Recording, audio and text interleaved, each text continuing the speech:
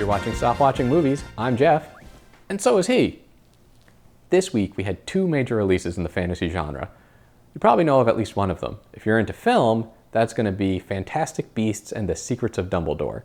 If you're into video games, it's going to be Final Fantasy XIV's 6.1 story patch. Now, we're on a film channel, so I'm sure a lot of people are going, what the heck does that mean? Final Fantasy XIV recently wrapped up a 10-year epic saga. The 6.1 patch, that's them starting their next 10-year epic saga.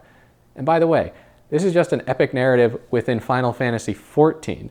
There are 15 Final Fantasies, each in their own continuity. And I couldn't be happier to see this kind of success, not just for Final Fantasy, but for fantasy in general. Because, well, I still remember my very first day officially in the film industry. It was back in 2007. I had the amazing, prestigious role of acquisitions intern. But I was still excited, not just because I was working at a very well-respected studio, but because as an acquisitions intern, I genuinely believed that I could find stories that weren't really being told, stories that I wanted to watch and see. And those stories in particular that excited me were fantasy narratives. And so I walk into the office and I'm shown my desk, and next to my computer there's a note. And the person in charge of the interns points to that note. And it says, automatically pass on all submissions that are horror, history, and science fiction/fantasy. Not only were they automatically passing on fantasy, they weren't even recognizing it as its own genre. They wouldn't give it its own bullet point. And as much as that hurts me, I kind of understand why, at least after all these years. In 2007, we had major fantasy hits. We had Pirates of the Caribbean, we had another Harry Potter film, and of course Lord of the Rings had excited everybody. But for some odd reason, the fantasy genre overall wasn't in a healthy state. As much as people like to complain about superhero movies, we can not only have the major MCU features and the DCEU and all of that, but we also have indie takes on the genre, like Super. So the question is, why? What's wrong with fantasy? Why can't people make all sorts of subversive takes on fantasy, indie takes on fantasy? What is it? Is it just the fact that elves are hard to pull off? It's not fantasy's fault. And in order to understand the real issue, we need to recognize our own sort of perceptual biases. Because the real problem is history. Most people can probably identify the defining moment of modern Western fantasy. 1954's release of The Lord of the Rings. Pretty much every single fantasy epic that's come out, or just blockbuster fantasy project, has derived something from Lord of the Rings. But let's not go forward, let's go back, because Lord of the Rings didn't come out of thin air. Lord of the Rings was partially inspired by the Volsung Saga. Where does the Volsung Saga come from? Well, that's a 13th century narrative. And it's a take on a 10th century Elder Edda, okay? That's really far, but it goes deeper. The titular Volsung is the great-grandson of Odin of Norse mythology. And if you want to go back to not just Norse mythology, but where did that mythology actually derive from? Well, then you're talking about Proto-Germanic cultures and mythologies. And that puts you as far back as 950 BC. This is an old arc that we're following. And I'm sure you're probably going to go, well, Lord of the Rings is not an adaptation of the Volsung Saga, and it's not an adaptation of Proto-Germanic myths. What's going on here? The issue is that this lineage creates certain realities. It defines the genre in subtle ways. And to this day, it's difficult to break free from that trunk that everything is growing out of. And there's no better way to understand this than to look at how these myths actually functioned back in the day and up to Lord of the Rings. Because they weren't just myths. They were history. They were Western history. Norse mythology was ancient people's way of explaining how the world came to be. And that mindset, that idea that this isn't just a fantasy reality, this is our history, informed everything that was portrayed in those stories.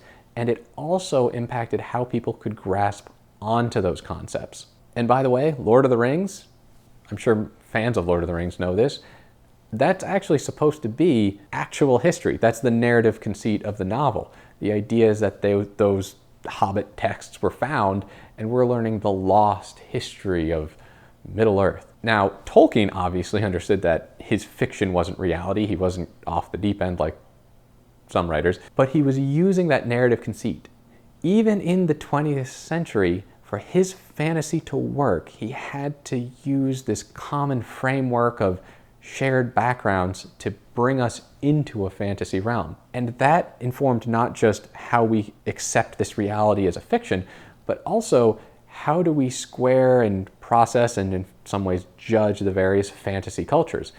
The elves and the dwarves, they're not something that's seen in modern society, and we kind of understand the tragedy of them. They simply are of a period from before. And then that gets to the big challenge again of writing new Western fantasy. As time has gone on and people have frankly gotten more educated about world history and the origins of, well, everything, it's become more and more difficult to present them with a fantasy and have them accept it outright. Tolkien had the narrative conceit that this was world history. The old epics had the conceit that, well, they really genuinely believed that it was history. So what can we do?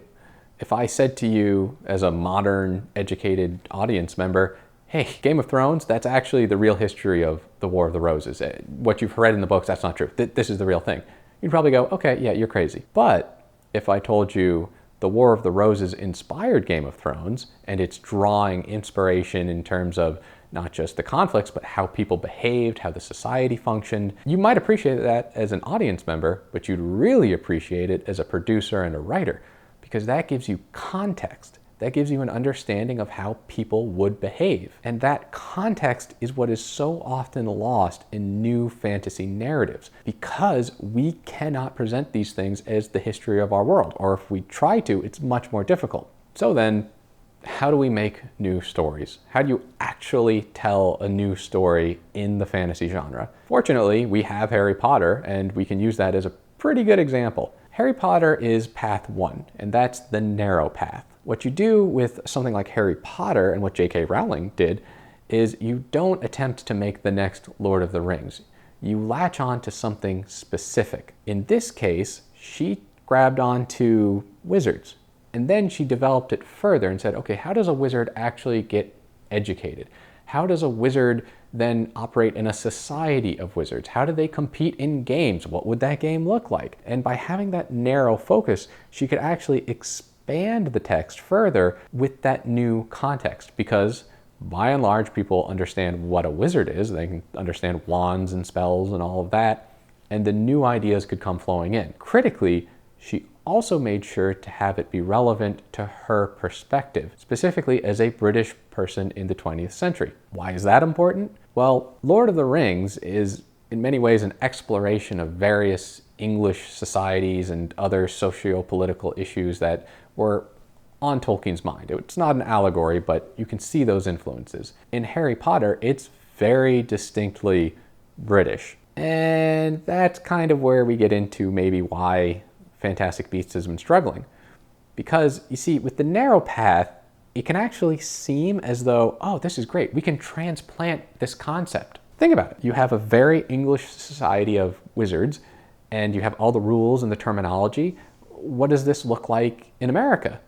Well, that's promising. The problem is that the prejudices of muggles and spellcasters and all of that, that's kind of, frankly, less touchy than when you say, can we explore this kind of prejudice as the dominant form of prejudice in early 20th century United States? At that point, other issues become much harder to ignore. Now, you can adapt the project and create your own take, and that again is a place where if you're a writer and you love the fantasy genre, you can use your unique perspective and create a kind of Fantastic Beasts that's actually better than that first Fantastic Beasts movie.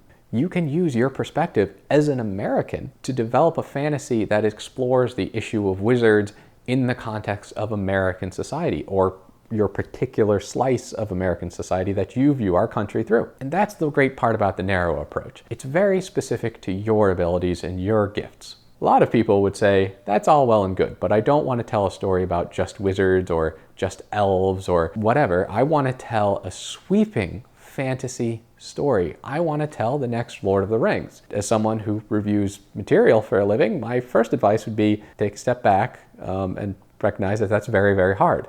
The narrow approach, it's not a slam dunk, it's hard to do, but it's not as hard as the grand approach.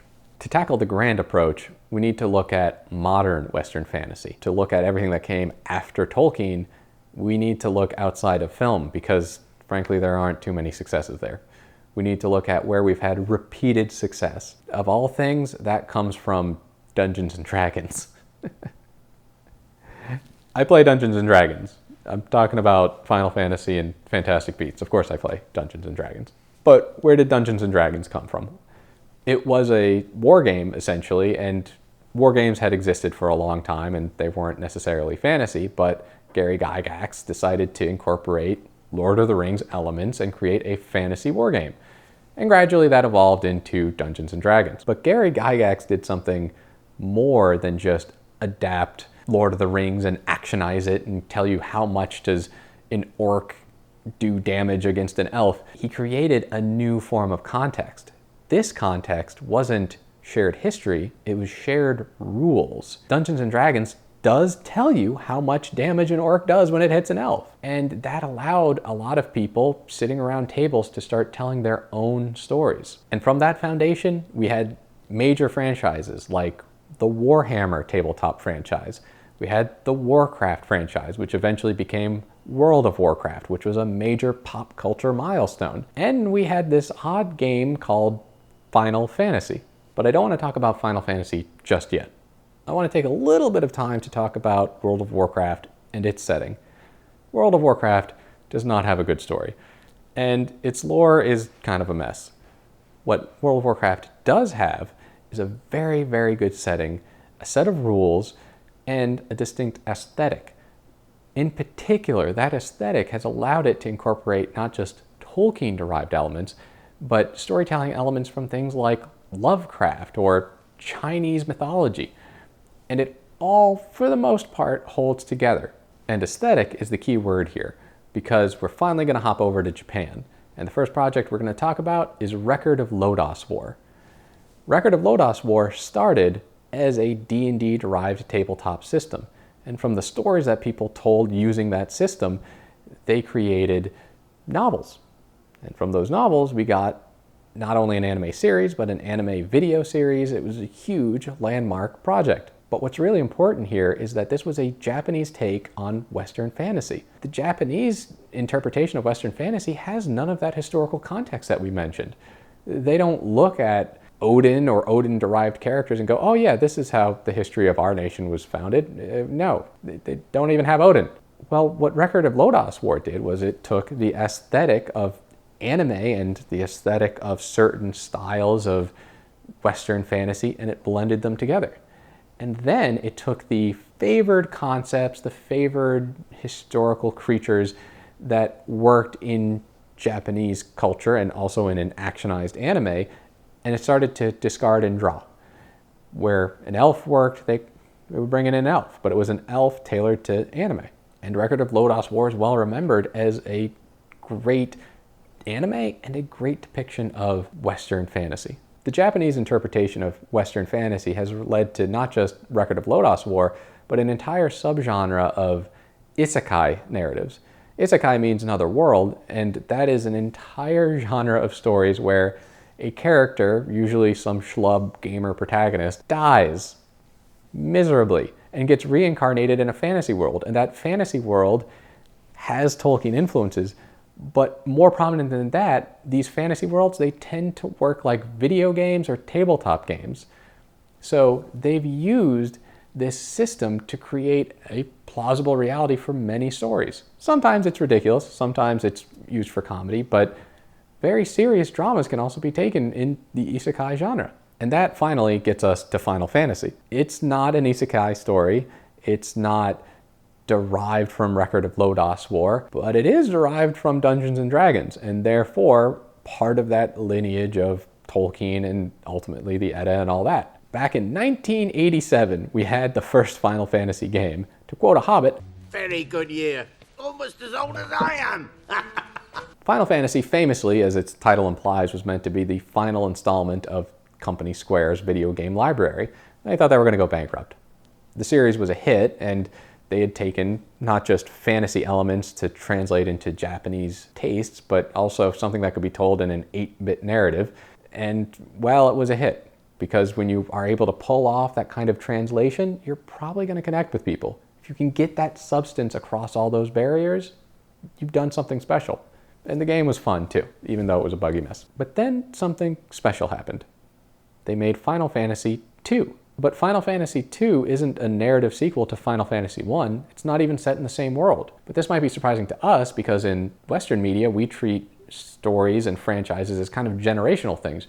You make a sequel and it's tied to the next thing and it's tied to the thing that came before, and you keep going until eventually the audience ages out and the franchise is done. In Japan, they reset the franchise pretty much every installment and they reinterpret it for the new audience, even if it's only a year or two removed from the last audience. And what this did was it allowed Final Fantasies to start bringing in story elements, dropping other ones. And so by the time you get to Final Fantasy XIV, they've had many installments of trying out Western elements, dropping them, bringing in Japanese elements. And so when you get to Final Fantasy XIV, you have a very realized, very refined set of aesthetics, rules, concepts, terminology, and with all that built up, they could focus ultimately on the characters, and they could build a story that uses these concepts as character tools. Just as Lord of the Rings is inseparable from Frodo's journey, Final Fantasy XIV is inseparable from the player character's journey. But what I really want you to take away from this is that Final Fantasy's franchise of discarding and dropping, that's reflective of the writing process. Your first draft of your fantasy world might be a bit of a grab bag of different concepts. And then in the next installment, some of those are going to drop. You don't need to keep elves if the elf doesn't work for your story, and especially if it doesn't work for your characters. Just to give you an example, in Final Fantasy XIV, the elves, which in Western fantasy are usually an ancient society, themselves derived from certain ways Tolkien viewed history, well, that doesn't apply in Japan. So they're actually based on French society. They're an equivalent society to humans and all the other different peoples. That works for the type of story that they're telling, which is ultimately one of equality and banding together, which is itself very much to the narrative preferences of a Japanese audience, especially in pop culture. The idea of banding together, overcoming despair, these are key to Final Fantasy, and you see them in a lot of Japanese stories. Another thing that's key to Final Fantasy is fashion. Why is my character wearing a turtleneck and a leather jacket? It's because the creator of Final Fantasy XIV is into fashion and modern fashion. And so he's used that to reinterpret all of these different characters. And we're on a screenplay channel. You wouldn't want to go into incredible detail about all of the different clothings and everything. It would be overwritten. But if you simply mentioned, this character is wearing a turtleneck sweater, that alone is going to tell me a lot about the aesthetic of your piece. And that there gets to the ultimate solution, to not just write a grand fantasy narrative or a narrow fantasy narrative, but to tell any kind of story in an established genre. Value your own perspective. Value what you bring to the genre. You live in a different time from Tolkien. You live in a different time from even when J.K. Rowling first conceived of Harry Potter. And so if you understand your own perspective in the context of other views, then you can approach the fantasy genre and ask yourself, what can I truly bring to it that's unique? And then you can reconcile that with the storied history of fantasy. I hope that this little guide through a myriad of fantasy projects has given you some inspiration in how to write your own story. As I said, my career is in reading stories and critiquing them and finding different ways to analyze them. I hope that someone will watch this video and someday bring a script to me and say, hey, this is a fantasy project. I took some of your advice. But even if you've never seen this video, even if you're just a good writer and you've got a great fantasy story, I'll tell you this, I'm not automatically passing on it.